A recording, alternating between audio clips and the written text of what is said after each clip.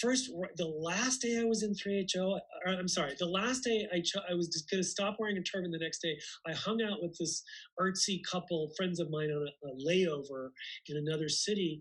And that was when the lawsuits were coming out. And I wasn't confrontational, but it came up. They were just like, I don't care. The benefit he gave to my life outweighs any bad that he did. And I also heard that years later from another friend that I was on my India trip with. I saw her at your brother's wedding in Espanola that I'm going to talk about later. People just kept saying, I don't care. It wasn't like they denied it. They were like, I don't care if it happened because the good outweighed the bad for me. That's what they were saying. And just to qualify, the lawsuits talking about is Kate Felt lawsuit and the Premka lawsuit, which specifically were detailing rape, underworking, overworking, right, underpaying, overworking, as well as stealing of business proprietary knowledge, all sorts of stuff. And this was public record even at that time. So anybody you're referring to read it and then is choosing to say it doesn't matter because the benefit is more than what this could possibly have mean. Well, I was enough connected to the community that I knew they were referred to as the lawsuits. They were the lawsuits. That's all people didn't talk about the content. People didn't look it up. It was just the lawsuits, and you were pretty much expected to denounce them, or people would on their own just say, I don't care. What he literally saved my life. Like, what were you, a drug addict about to shoot the gun in your head? Like, people would repeatedly say, he saved my life. He literally saved my life. I don't care what else he did. He saved me.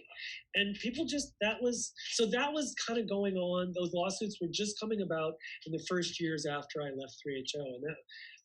And that was not pretty to hear, the big one, of course, was a couple years later when you hear about, the FBI breaking into the Herndon ashram and Gurjot and the guns and people down on the floor and the pot smuggling and Gurjot's partner who, fled to Canada. I seriously doubt anyone savvy enough. One of your podcasters said that they felt bad for his wife with 3 kids. And I'm thinking anybody savvy enough to flee to Canada probably made sure there was money to support the wife, but that's not my story to tell.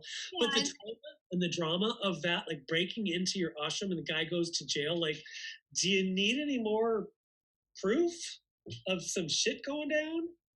Yeah, and let me just qualify and clarify that, every episode that is being explained aren't the real actual details of that incident. So when somebody comes on and gives actual details of those specific incidences, we'll get more of the tapestry that's being laid out. But if I can get clarity from you, you're out of the Dom right now and you hear about those things? Sure.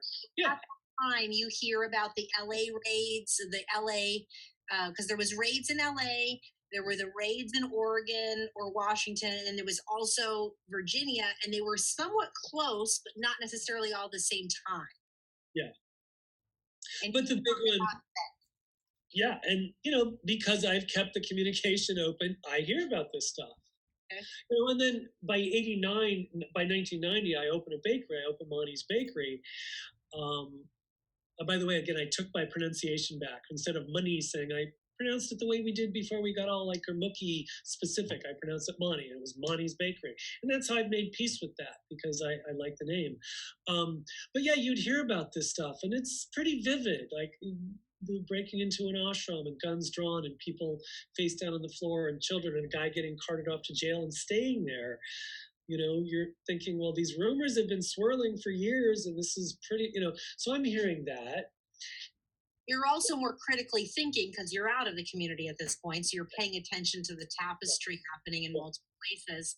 I also want to say, I'm guessing you're out by the time LA gets raided and they move headquarters from LA to New Mexico. You're already out of the Dharma at this point. Yeah. You're watching it from the outside in, which obviously lends a larger scope. You're open to more information. Not that I went seeking it out, but you'd hear. Well,